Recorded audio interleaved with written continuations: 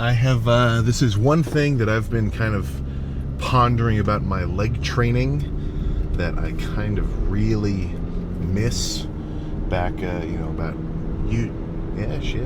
more like 2 years ago-ish. A year and a half, two, something along those lines. And that was when, when I got my squat really high newly, right? Like I'd never been doing this weight before.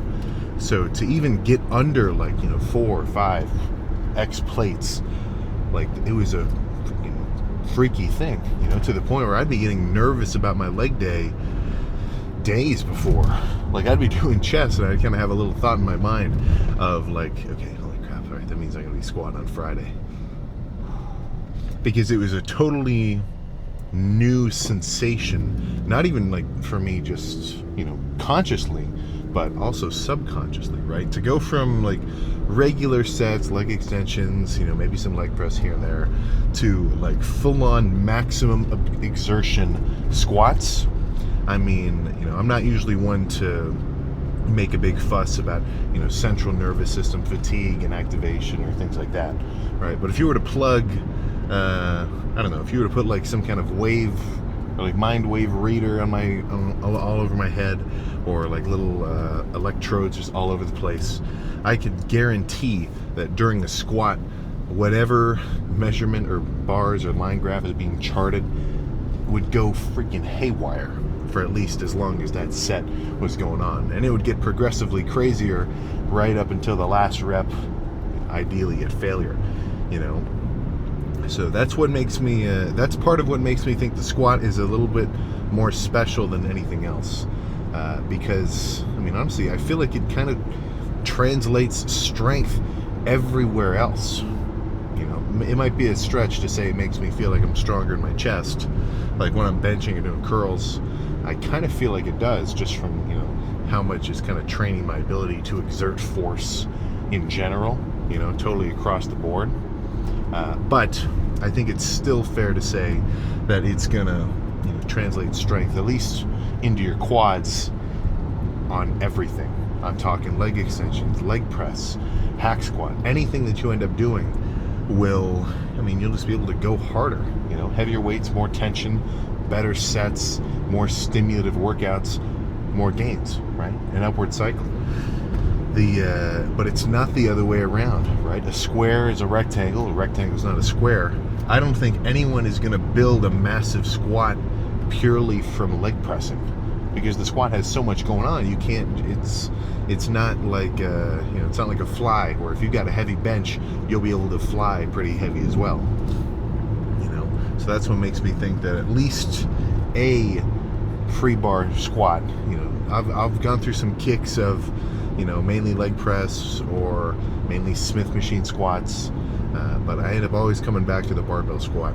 I do think that there's something there if you can get good at it, and by get good at it, I do not mean be crazy strong at it, like for your weight class, or like if you look up a strength calculator and you plug in, what you can do and see what percentile you are.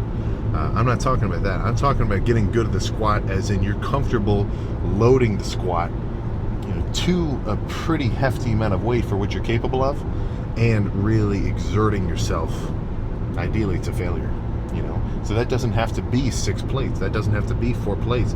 A 2-plate set of squats, if you really bring it, you get your legs at least just about at parallel.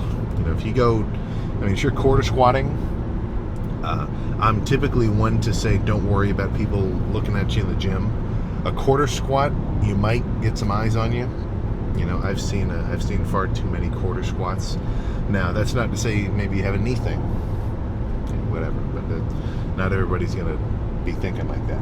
I'll just keep it real with you, So that's I guess that's my kind of theme, right? So that's what I'm gonna open with for today, and I'm gonna kind of do a little bit of a back and forth style of lift. So I'm gonna warm up my calves, hamstrings, and quads first.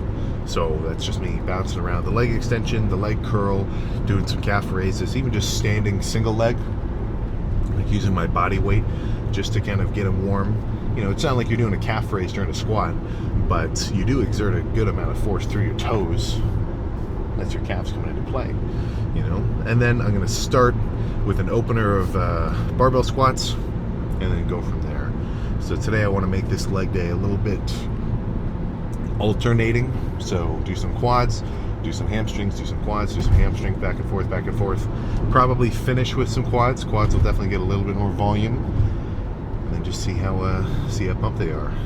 Morning weight 265 flat. And yesterday I did not eat a crazy amount of food either, so this feels good. This is my easiest 265 ever. Like, I feel like I've just been eating like normal, but yeah, I've been gradually increasing my calorie intake over these last few months, but I haven't really felt like I had to totally force it yet, which is good, right? Because that means I'm still kind of in the green zone of, you know, making steady progress without getting too soft and having to force too much food down. But plan now is go nuts, get ready to come home, eat a crazy post-workout meal, probably take a nap, and just keep eating some more. That's kind of that's my real theme of these next few months, or next few weeks rather. You know, just keep grubbing. But Sunday, let's just hope not everybody is doing legs. They're probably not, but I guess we'll find out. All right, let's get real with 545.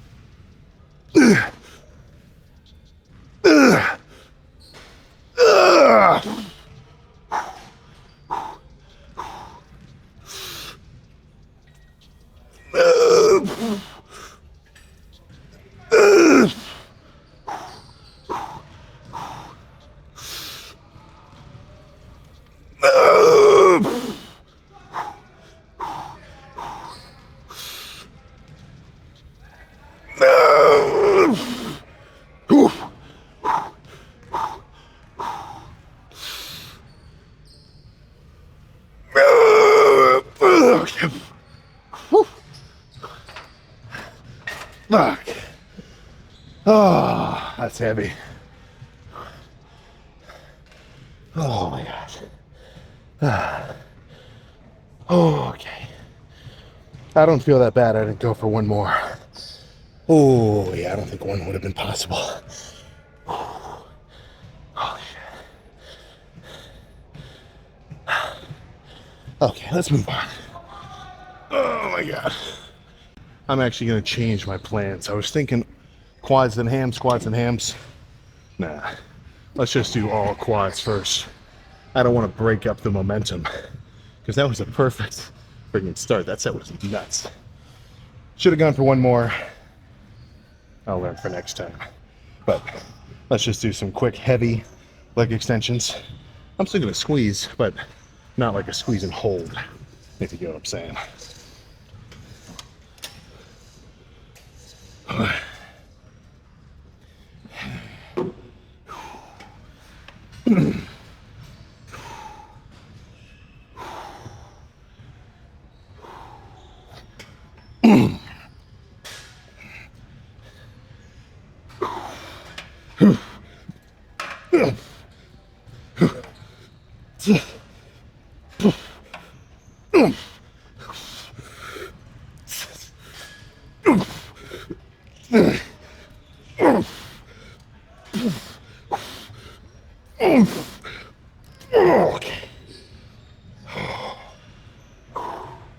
Two more. Oh man.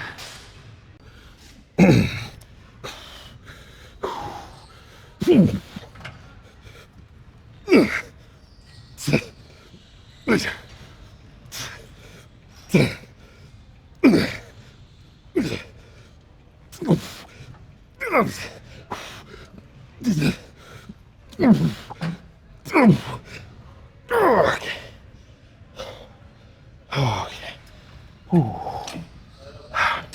All right. One more, and then I'll move on to a different leg press.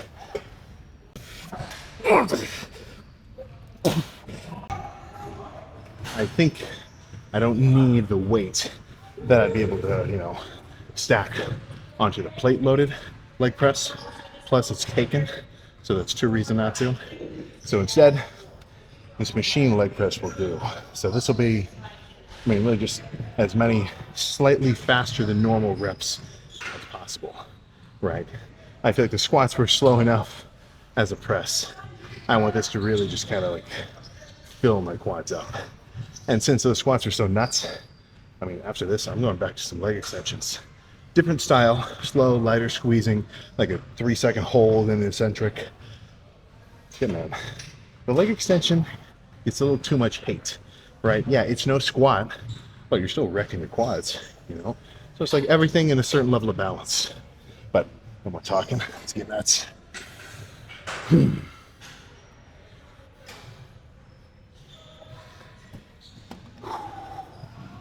All right.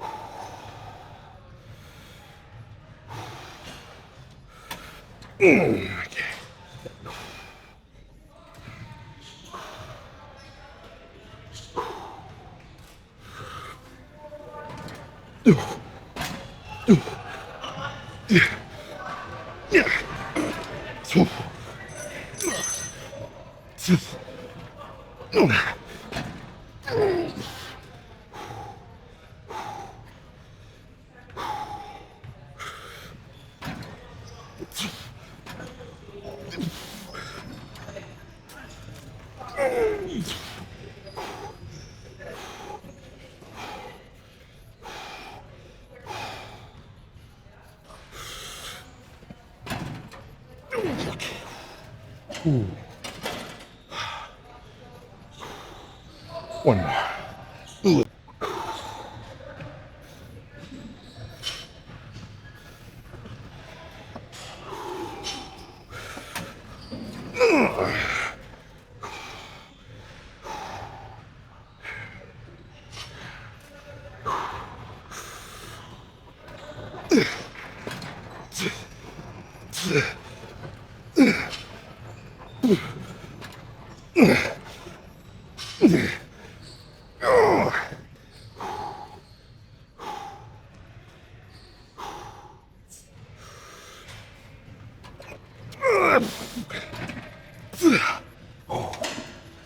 Ooh, okay. Whew. Oh, let's do some leg extensions. Oh, that's good. Yeah, this will be the finisher for quads. So, actually, what do I even want to do here?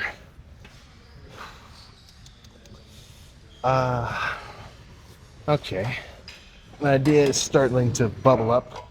I think single leg alternating with a bit of a squeeze. So if these are my quads, it'll look like 1, 2, 1, 2. Then not to flip you off, but do that until 5. And same thing with the middle leg. And then once I've gone through that like maybe 2 or 3 times, switch to a double leg set, kind of burn out, and then jump behind me and do some sissy squats. Body weight, and I kind of assist myself with my hands a little bit, but the main point there is just getting a crazy stretch. Even though I had a crazy amount of tension in those squats, what do my legs get to? Like maybe just a little bit past 90, whereas a sissy squat is like folding my leg as far back as it can. Way more of a stretch on my quads. But yeah, that'll be a good plan. We'll just get a better song plan. Mark got me listening to Up Down by T-Pain. That's a good one.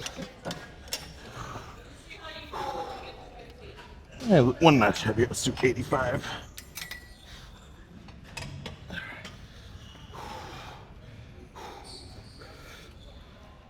Yeah. Okay.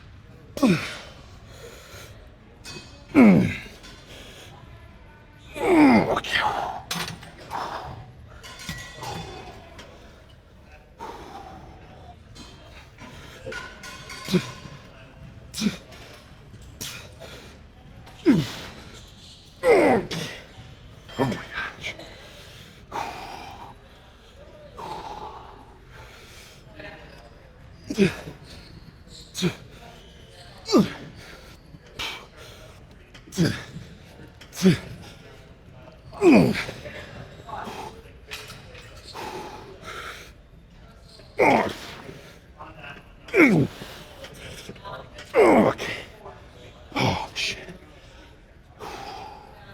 All right, let's go see how quads look. All right, so executive decision. Today's just gonna be quads only, a little quad specific demolition. But I'm not gonna just totally skip hamstrings this way around, so I think I'm gonna add it to a subsequent lift. I'm constantly torn, right? Because, well, how about we just see how quads are looking on their own, pumped up, and then we can go from there.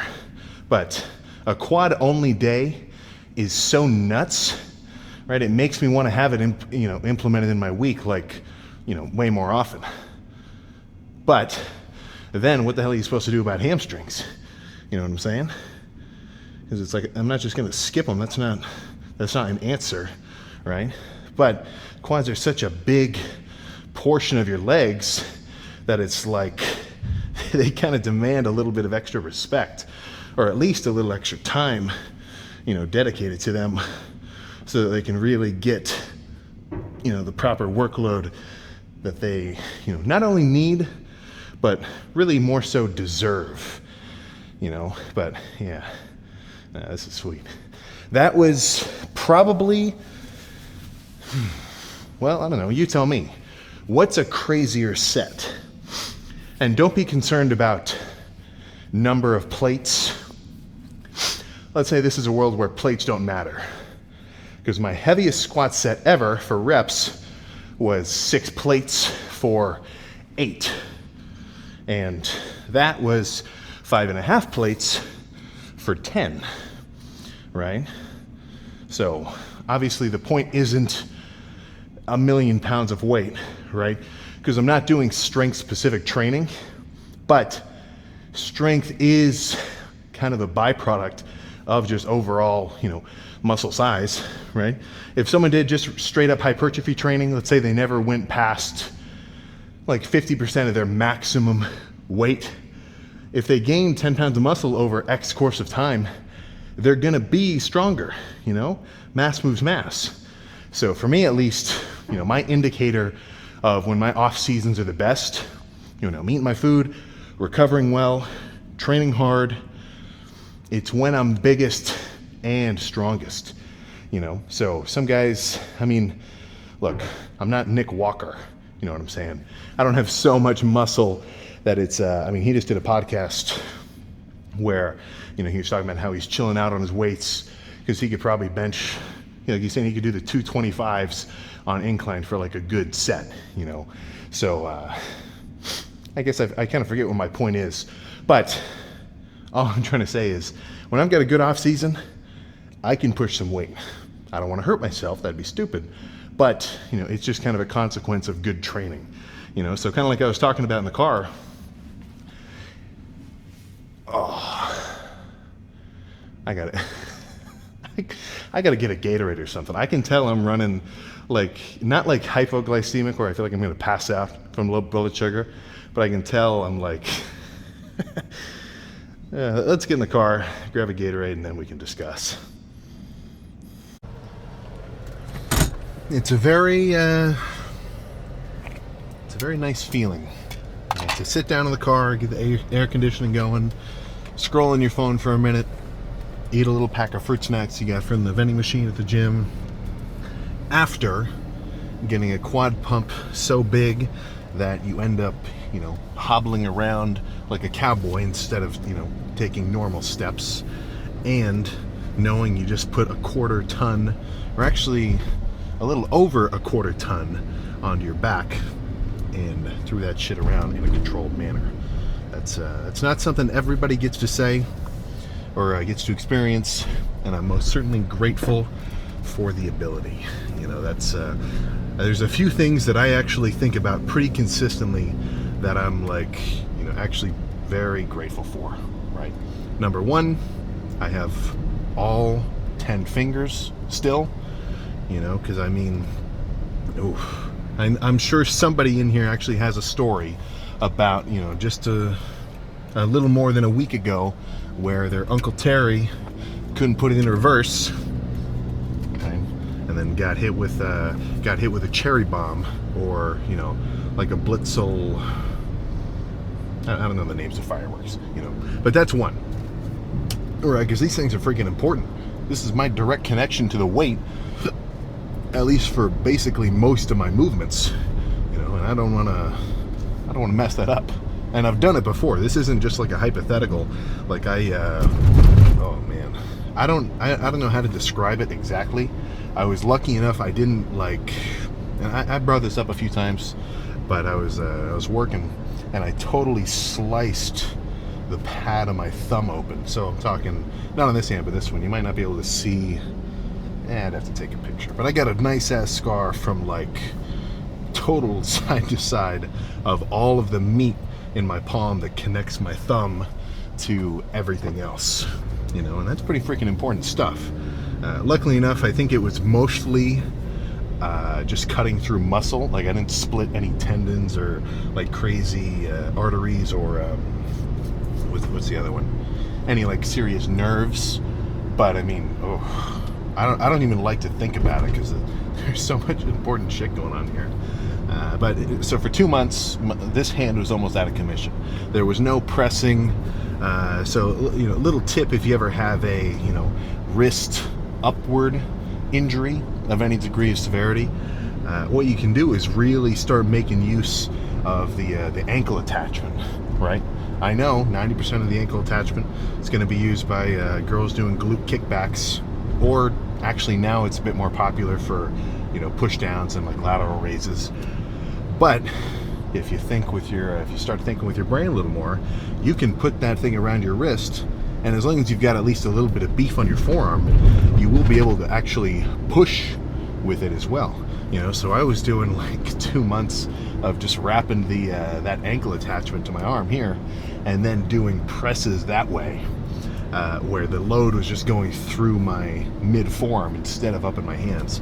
So that was pressing, this was curling, it was just connected right here, and then this was push downs, right? Just a whole kind of combination of all that sort of shit. And yeah, totally worked. It sucked. I was really freaking out right when I did it. Not only because just adrenaline rush, but I was like, God, no lift for me today. That was my first priority that I was thinking about got kind of screwed up. So either way, it all worked out, healed up rather nicely. And then another thing is just being strong, right? Being in shape. So what I mean by that is just not being hurt. That's a cool little car. So when I'm strong, fully bulked, throwing a shit ton of weight around, everything feels good, I don't have any tweaks, that is an awesome state of being, because if you tweak your pec or mess up your elbow or your shoulder or your forearm or something, if you, to somebody who doesn't work out, they might not care, but for me it's I feel like I'm just so limited in what I can do, you know? Like if I hurt my chest or something, then I've got to open up doors specific ways so I don't accidentally hurt it even more. Or if my knee is kind of screwed up, maybe like I've had my knee hurt a bit, like tendon wise, like right on top of the kneecap. Nothing like injury wise, but like just some kind of tweak or like a nerve pinch or something. But like I'd have to walk up the steps a little bit funky instead of just going after it. You know, it just kind of sucks, right? So those are my two things that I'm really thinking about a lot of that make me, you know, just kind of make me feel pretty good.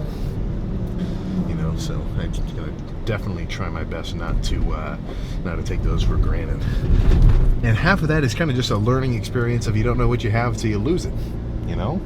So it's, however my approach with any injury I've ever had goes, it's always kind of led me to the belief that as long as I can do something, right, that's what I want to do, lifting wise, you know. So if I'm supposed to, well, not supposed to, but you know, if I'm working out, let's say right now, semi truck comes flying at me, cross-sectional total wreck the Camry, left leg completely shattered into bits.